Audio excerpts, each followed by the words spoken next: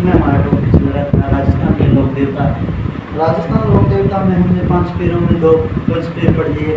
पहला रामदेव जी, दूसरा बाबू जी, आज हम पढ़ने वाले हैं तीसरा पंचपीर गोगा जी। गोगा जी की अगर हम बात करें, जन्म कब हुआ? 1003 ईसा में। कब हुआ? वो हुआ भाद्रपद की कृष्णा नवमी को। और कहाँ हुआ? स्थान, जन्म स्थान कहाँ है? वो है ददरेवा चूरू। कहाँ? ददरेवा चूरू के अंदर हुआ। इनके पिता का नाम क्या था? जयवर सिंह।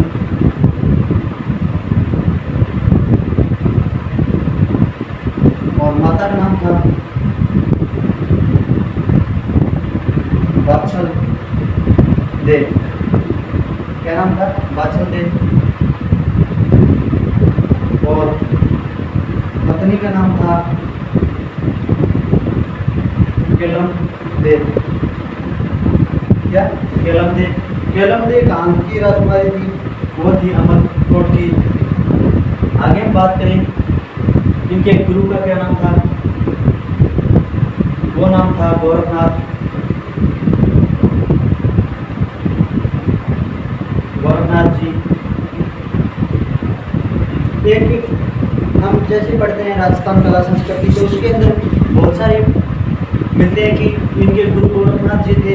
जब इनका जन्म नहीं हुआ था तब बट वो वहाँ गए थे ददरेवा चूरू के अंदर।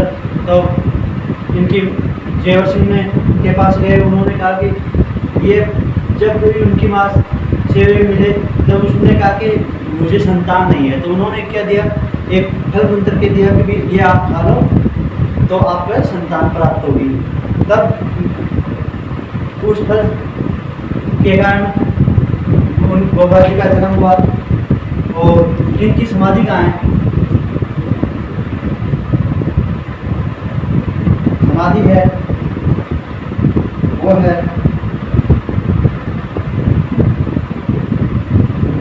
गोगामेड़ी।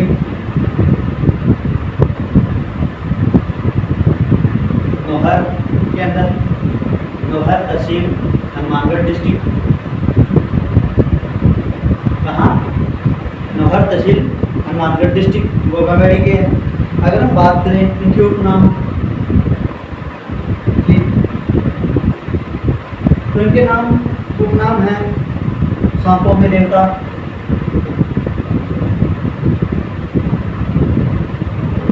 सांपों के देवता,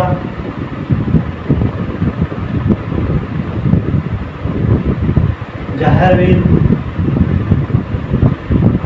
जहर वीर,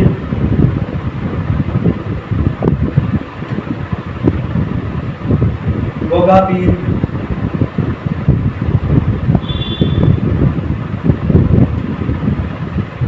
गोरक्षक देवता,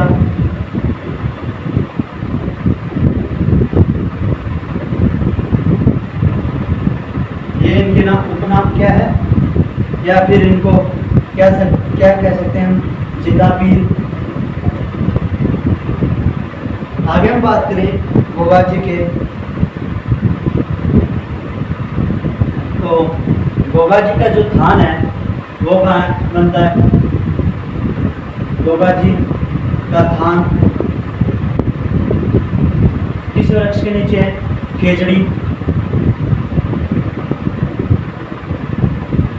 किस वृक्ष के नीचे? खेजड़ी वृक्ष के नीचे। और वो होता है किस रंग का है? वो होता है सफेद रंग का। जैसे हम गोगामेड़ी बनाएंगे वो किस, उसके ऊपर कौन सा रंग होगा? सफेद रंग किया जाएगा गोगामेड़ी के। आगे हम बात करें, वहाँ पे सर्व दशम जब होता है तब हम किसकी पूजा करते हैं? गोगा जी की।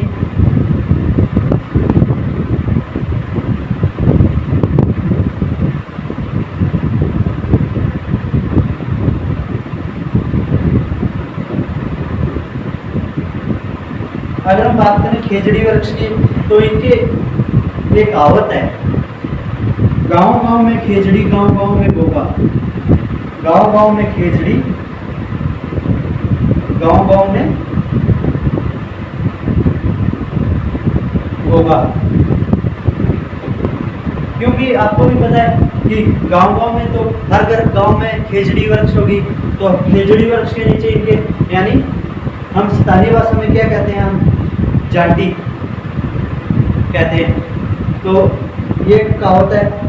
आगे हम बात करें गोगा जी की, जैसे आली है, जैसे हम क्या करते हैं, बिजाई करते हैं, तब क्या की जाती है, किसान और हल को, किसान व हल होता है उसको जो रखड़ी मानते हैं,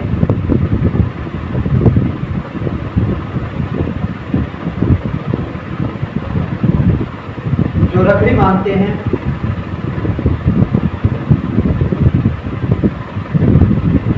वो क्या कहलाती है, गोगा रखड़ी।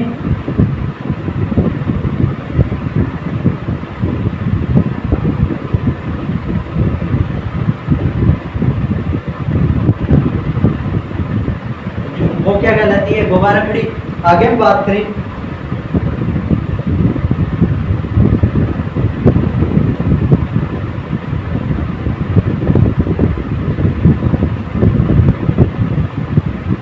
कि हाँ गोगा जी का, गोगा जी ने किसके साथ युद्ध किया था, मुस्लिम आक्रांता लगने वाले कौन से शासक थे, वो थे महबूब गजनवी।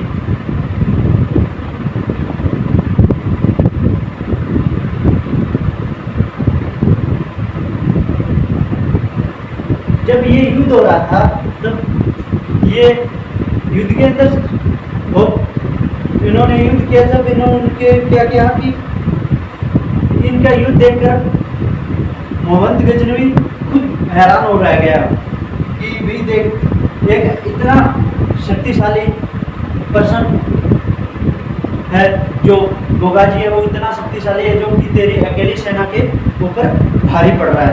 आगे हम बात करें जो गोगा जी, गोगामेड़ी है, गोगामेड़ी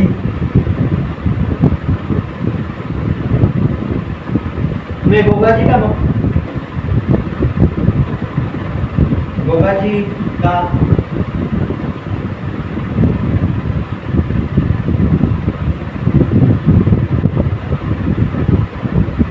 मकरे नुमा क्या बना हुआ है, मंदिर है,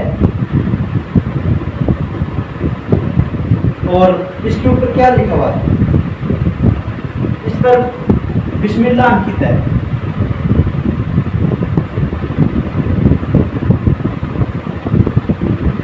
बिस्मिल्लाह अंकित है। अगर हम बात करें यह गोगामेड़ी की, तो ये प्रारंभ किसने किया था, प्रारंभ किसने किया, किस राजा ने किया था, वो फिरोज शाह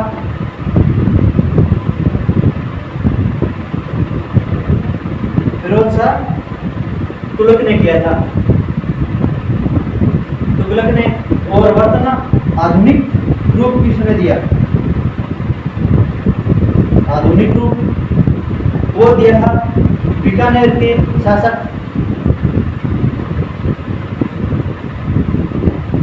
गंगा सिंह ने।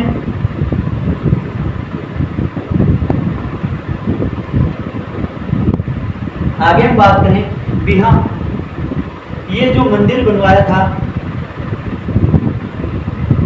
इसने, फिरोज शाह ने, ये गोगा जी के जो वंशज थे, जो क्या हुए कि आगे जैसे गोगा जी के युद्ध के बाद वो वीर गति को प्राप्त हो गए, उसके बाद उनके वंशज थे वो क्या बन गए, मुस्लिम।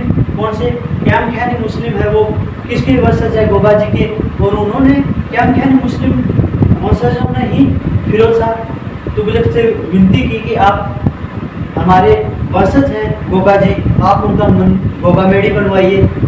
उनके आग्रह करने पे उन्होंने क्या किया, इस मेडी गोगा मेडी का निर्माण किया था। आगे हम बात करें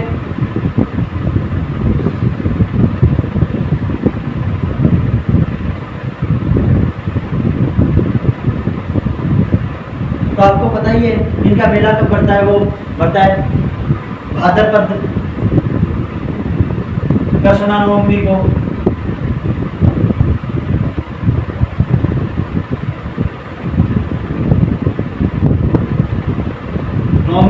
आगे हम बात करें जैसे गोगामेडी घर के अंदर प्रतिवर्ष मेला ही बढ़ता है। गोगा जी ने गायों की रक्षा के लिए किसके साथ नियुक्त किया था?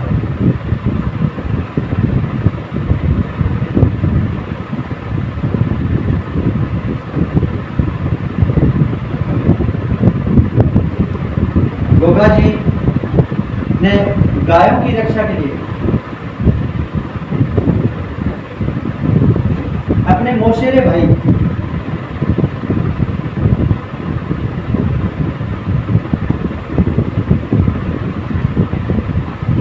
किसके साथ है, अर्जुन व सर्जन के साथ इस युद्ध में अर्जुन और सर्जन की सहायता करने के लिए कौन आए, महबूब गजनवी आए। और इस युद्ध में उनका लड़ते हुए देखकर महबूब गजनवी ने उन्हें एक क्या दी थी, एक उनको प्रतिष्ठा दी कि ये एक जिंदा पीर हैं। वो सही वीरगति को तो प्राप्त हो गए, पर युद्ध को देखते हुए उन्होंने क्या कहा था कि गोगा जी एक जिंदा पीर की तरह लड़ा था हमसे। ये और आगे हम बात करें इनकी गोगा जी की ओल्डी कहाँ है?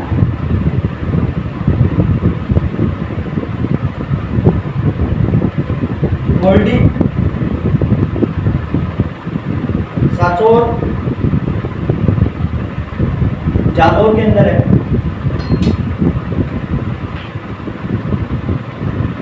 कहाँ है गोगा जी की ओल्डी है, वो कहाँ स्थित है? साचोर जालौर के अंदर। आगे हम बात करें जहाँ इनका जन्म हुआ ददरेवा में शीर्षमेड़ी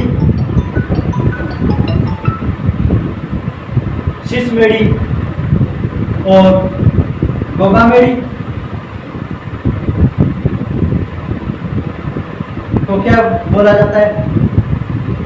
गोगामेड़ी को धुरमेड़ी क्या बोला जाता है? धुरमेड़ी। ये थे इफेक्ट जहां हमने इनके बारे में पढ़ा। एक और चीज थी जो मैंने उपनामों में बताया था आपको, सांपों के देवता के देवता गोगा जी को किस लिए कहा जाता है? इनके ऊपर एक कहावत कहते हैं कि जब गोगा जी केलमदे से शादी करने के लिए अमरकोट गए थे, तब उस टाइम क्या हुआ कि शादी के लिए वहां पहुंचे, तब फिर केलमदे को किसी सर्प ने डस दिया था।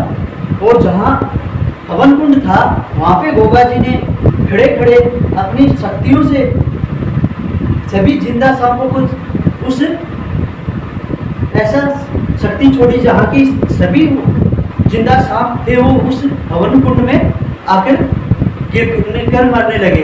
तब सांपों के देवता वहाँ आए और गोगा जी से क्षमा याचना की और केलमदे को क्या किया, वापसी जहर चूसने के बाद उनको जीवित किया। उसके बाद केलमदे और गोगा जी का विवाह हुआ। सांपों के देवता ने गोगा जी को जब कहा कि आप आने वाले समय में आपको सांपों के देवता के रूप में पूजा जाएगा, जब भी आपकी किसी भी गोगामेड़ी हो या धुरमेड़ी या कहीं किसी भी स्थान पे आपकी पूजा होगी, या जो पुजारी आपको नाम लेकर या आपकी विभूति किसी सर्प जो किसी भी व्यक्ति को सर्प काट ले, तब उस पर क्या कर देगा, वो उसका लेप कर देगा या मलम कर देगा, तब आप वो व्यक्ति सांप के जहर से मुक्त हो जाएगा। आज के लिए इतना ही, नेक्स्ट वीडियो में मिलते हैं, तब तक के लिए थैंक यू। अगर आपको वीडियो अच्छा लगे तो लाइक कीजिए, कमेंट कीजिए, शेयर कीजिए, सब्सक्राइब कीजिए। तब तक के लिए थैंक यू।